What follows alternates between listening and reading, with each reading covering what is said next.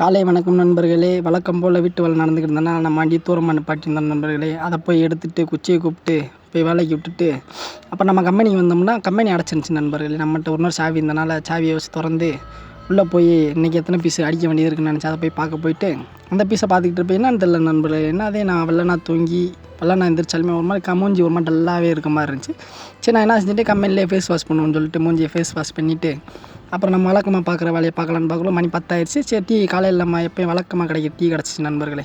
அதை போய் குடிக்க போகலான்னு டீயை குடிக்க போய் கிளம்பிட்டு டீயை குடிச்சிட்டு ஜெயிச்சிட்டோம். டீ கிடச்சிச்சு நண்பர்களே. காலையில் டீயை குடிச்சிட்டு நம்ம வேலையை ஆரம்பிக்கலான்னு போய் வேலையை ஆரம்பிக்கணும்ல. அதை ஆரம்பித்து அதை முடிக்கிறக்குள்ளே மணி கிட்டத்தட்ட 2 மணிக்கிட்ட ஆயிரும் நண்பர்களே.